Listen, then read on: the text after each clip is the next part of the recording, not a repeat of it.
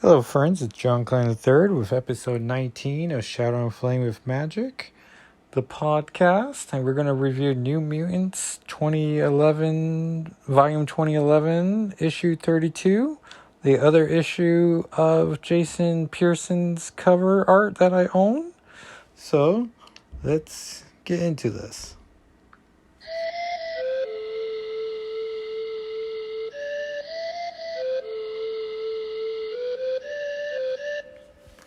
Thank you again to Francisco for providing the theme song. And so this is New Mutants issue 32 from the volume that started in 2011. Jason Pearson, who we sadly lost in December, did the cover art, which is the New Mutants all in Asgard armor versus the Damar, which is the undead gods of Asgard. And this is during the Fear Itself crossover. It will cost you $2.99. And inside cover art is an ad or cover inside cover is for X-Men Genesis issue 1 by Kieran Gillian and Mr. Tan. And it's X-Men Genesis issue 1. Choose your team, which of course they split my heart because this is right where Chisholm's about to start, where Wolverine and Cyclops separate the X-Men, one to teach and one to be the field team, and Kitty, of course, goes to Wolverine, and Magic goes with Scott. So I was a little torn myself, but able to follow both adventures, so that's nice. Last week we reviewed issue 30, and so now we're at 32, and honestly, reading this, I feel like we didn't miss any issues. So, thankfully, this came out in December 2011, which I was just thinking about how there's a couple of ads for upcoming work and how crazy it is that these writers are still working for Marvel 12 years later, which I guess is easier for writers to maintain just writing, but pretty impressive. So it's Fear Itself, New Mutants. When Danny Moonstar came to Hela, the Norse queen of the dead, seeking strength for a dire battle, Hela granted her the powers of a Valkyrie. In the midst of an Asgardian god of fear's assault on Earth, Danny was summoned to Hell, with one L, to protect it from the onslaught of the Damar, ravenous undead gods that are ravaging Hela's domain. Her team that has followed her to Norse underworld after taking an unplanned detour through Mephisto's Hell. And that's the hell with HE double hockey sticks. The New Mutants are Danny Moonstar, Sunspot, Magma, Cypher, X-Man, and Warlock. The writers are Dan Abnett and Andy Lamming. Art by David LaFente, pages 5 through 15, and Robbie Rodriguez, pages 1 through 4, 16 through 20. Which I don't think there's a natural divide there, but maybe I'll pay more attention this time. Colors by Val Staples, pages 1 through 8 and 16 through 20. And Soto Color, pages 9 through 15, which don't match up with the art, so I don't know what happened there. Letters by legendary VC's Joe Caramagna. I added the legendary. Cover by Jason Pearson, of course. And so, let's continue forth.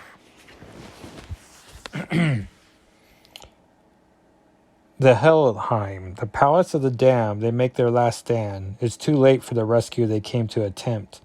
The Queen of Hell is already dead. They found her nailed to the roof. They take her down and carry her inside. And then they get ready to face their killers. They are Danny Moonstar, Doug Ramsey, Amara Aquera, Bobby Doug Costa, Nate Gray, and Warlock. They come from a world brought to a brink by Asgardian wrath. They came looking for the Queen of Hell in the hope that she could help them, but she could not. They take watch, awaiting the end. Amara says to Doug, "The storm's getting awful close." And Doug can hear the storm coming. It's a manifestation of rage. He can hear the wind and lightning saying words, names. names like Threadcutter, Breathtaker, Heartbreaker, Bloodletter, Bone Grinder, the Dumar. They're Asgard's dirty secret, the followers of the big bad. Like him, they were silenced by Odin and redacted from myth. And he's feeling pretty bad about how he messed up the spell because he took him to the wrong hell. And now poor Magma has to have a date with Mephisto, which I think it happens in issue 37, so 5 issues away.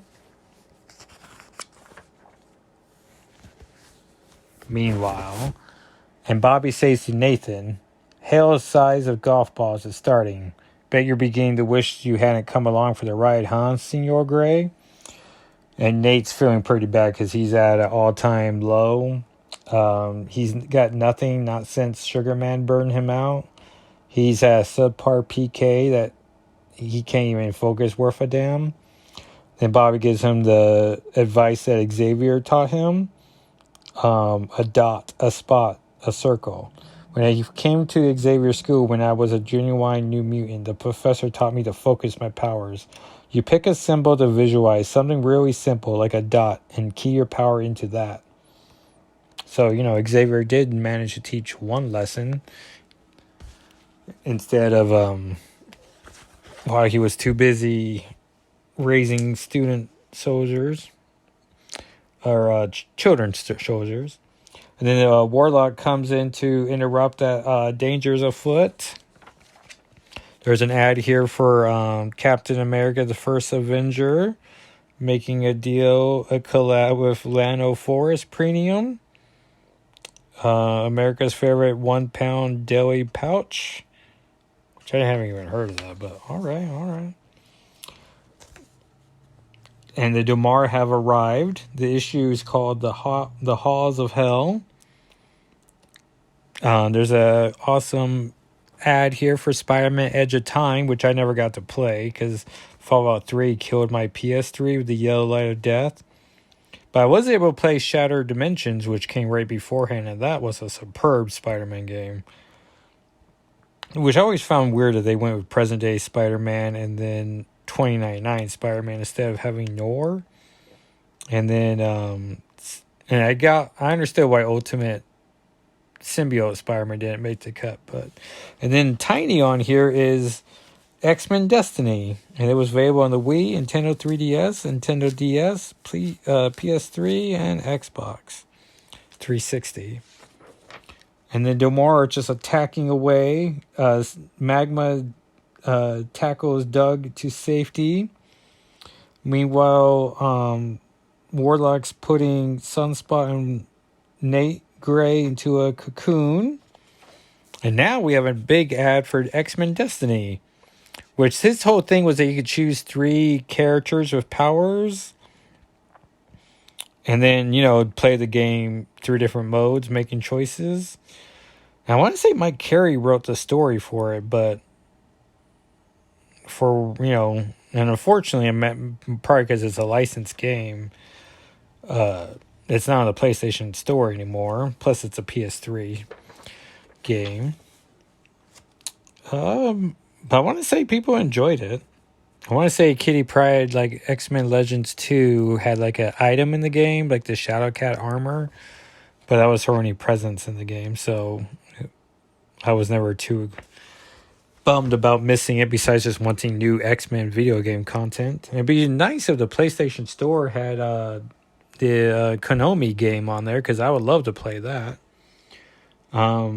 And Danny says to the chorus for the God Queen, "They're attacking, and we've got nothing. You left us with nothing."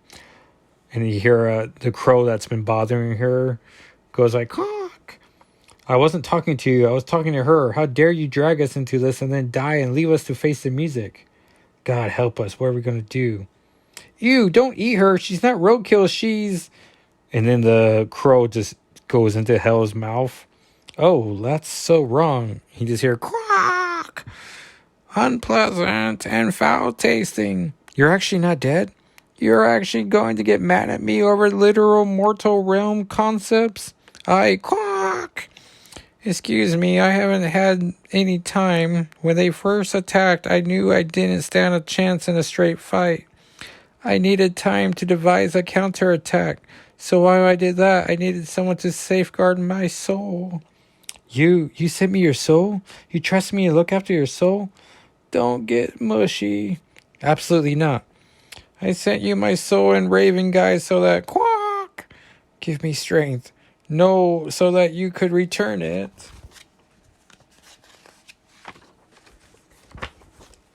Because by now you've thought of a strategy. Tell me that you've had long enough to think of a strategy. The Damar are right outside. The Damar Pharaoh. They are all the souls slaughtered by Odin. The souls have fused into these berserk monsters. Fear of the serpent is the energy that makes them cohere. And so everyone talks in white speech bubbles with black text, but Hela, being super cool, gets black speech bubbles with white text and a cool Norse italicized font.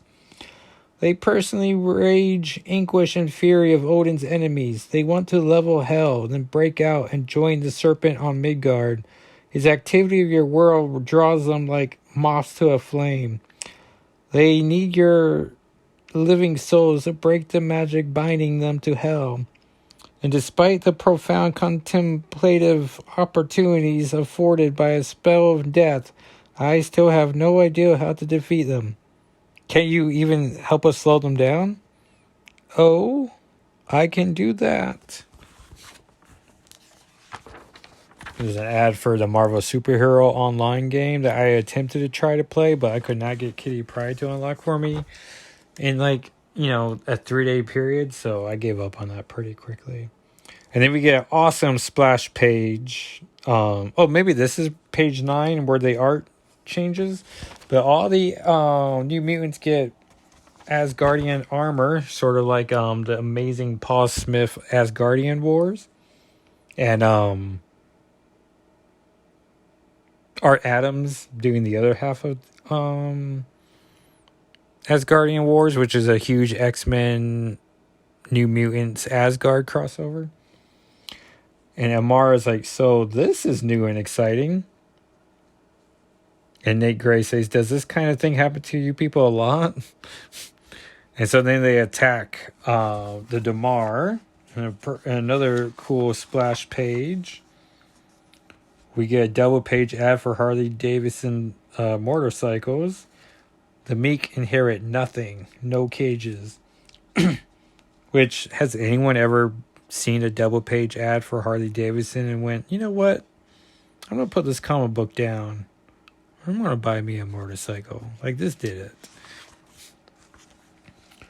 And so the Damar fighting, Danny punches one in the face and making them drop their swords. And then she picks up the sword and just starts laying waste to people. Doug's like, this power upgrade. And Danny's like, from Hela, she's alive. Well, she's not dead. I don't know. And he's like, it's quite enlightening to get a taste of Asgardian vigor. And then they discuss how they don't think their chances are great. We get an ad for Avengers Sanction, which my eye, because Avengers goes left to right and then Sanction goes down. But since Sanction goes below A, I thought it said Assassin. And I was like, wait, no, that's Sanction? And I was like, oh no, it's just Avengers Sanction. One Day, One Mission, No Mercy, premiering in December. And it's Jeff Jones and Ed McGuinness, which I don't know if Ed McGuinness still does monthly work, but he does amazing covers still. And Jeff Loeb, I guess he's mostly moved to TV, right? But I want to say he does comic work every so often. Anyway, so it's a big Cable versus Avengers run, which now I'm trying to remember. It's Fear Itself and X-Men Schism. But when does X-Men versus Avengers happen? Or actually Avengers versus X-Men? That doesn't sound right either. Is it X-Men? No, it's AVX. So Avengers versus X-Men. But I, of course, would want to put X-Men first. But XXA doesn't... Or no, XVA... we probably would have worked. But AVX I guess it just sounds cooler. Anyway, so Nate Gray has a sword and shield, and now he feels empowered to fight people. Warlock goes anime and turns into like a giant iron. Oh no, he's a giant train, and he's like what 1, 2, 3, 4, 5, 6 car lengths back, running over people. And Nate recognizes the Damar does not like Warlock at all. He's like, Danielle, Danny. She's like, Nathan? They don't like Warlock. They recoil from him. His touch turns them. They blister and shed into feathers. He's a technology, advanced tech. They don't know what he is. He absolutely outside their frame of reference. They're afraid of him? Almost they're weary. I've seen this kind of culture shock so many times in my travels. When two realities converge, one usually ends up traumatized casually. A traumatized casualty. Is that an expression? I don't know. And Hela shows up. They are not afraid of your world. They want to cross into it. Maybe they don't know what they're afraid of yet. We should show them. You're deaf, right? You're the goddess of death? Depending on your belief system, I'm a specific cultural aspect of... yes. So make my life flash before their eyes. And Danny says, do it. And Hela puts her hand on... Which is nice that Nate talks to Hela. She turns to Danny for advice. And she's like, do it. And then she does it. She puts Hela's hand on Nate's forehead. We get a double page splash for Fear Itself. 7.1, 7.2, and 7.3. Which, I guess it's Captain America's 7.1. Or did they turn Fear Itself into Harry Potter, where they did 3 parts of a 7th issue? That part I don't remember. But it's Brewbreaker, Gleiss, Fraction, Cubert. I imagine Adam, right? Fraction and Lacora. I don't know. I didn't read Fear Itself that much. And then we get a page of Age of Apocalypse X-Men, which I peered into the vision to be like, is Shadowcat on here? But she's not. It's Sugarman, Colossus for some reason. Magneto. I was about to say Onslaught, but I was like, no, it's Magneto. Dark Beast, Nightcrawler, Storm, Blink, and Nemesis.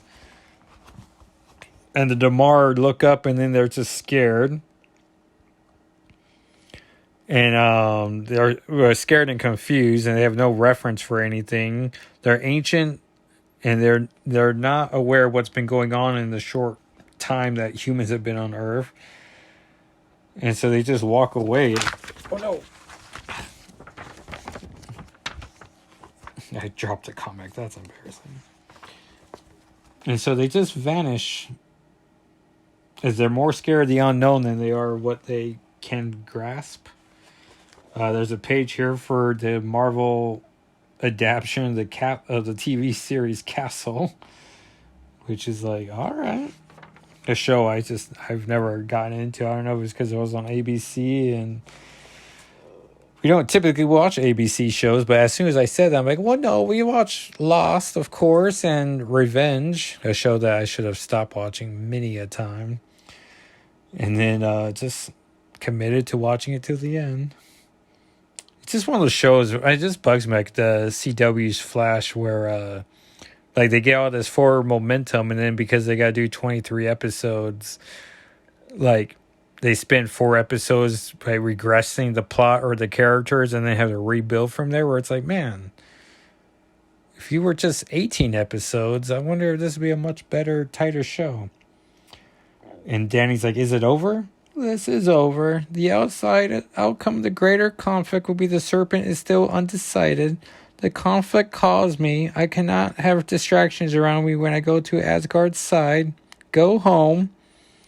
And Danny's like, don't mention it. I won't.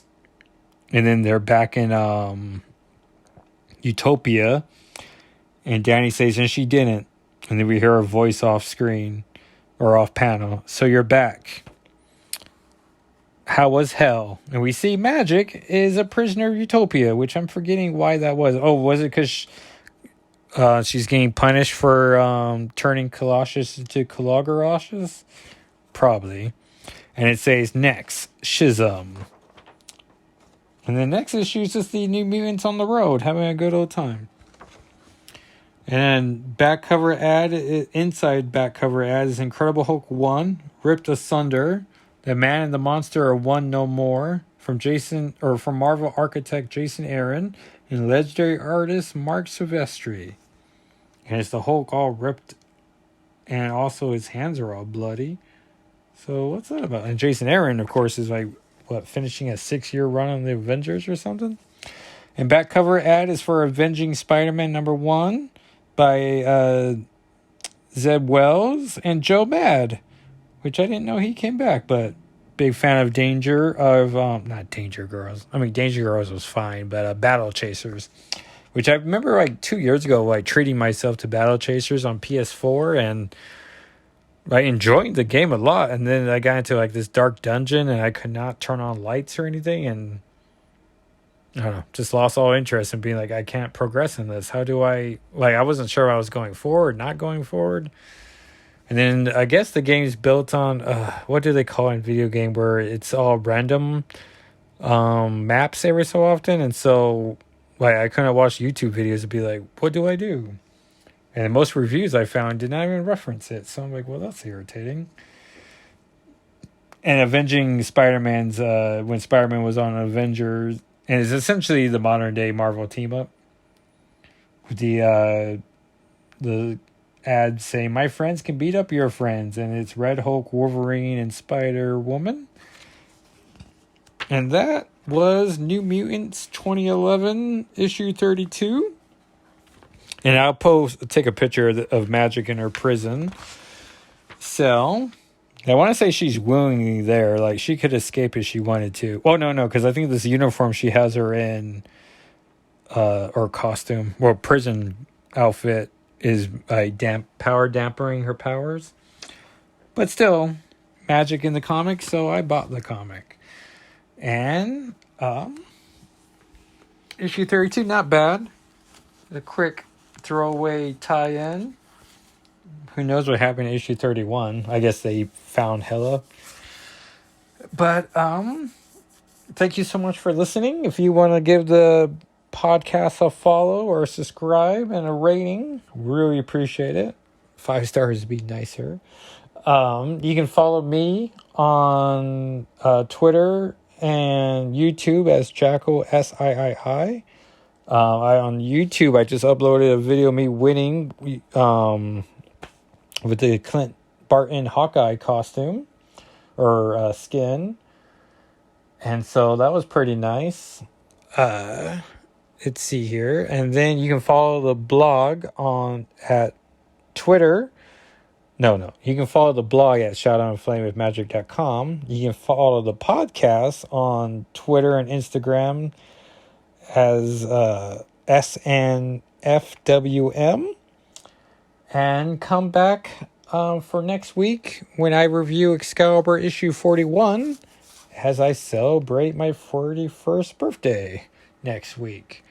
All right, everyone, thanks for listening, and we'll see you next time. Or not see you. I will talk at you next time. All right, everyone, bye.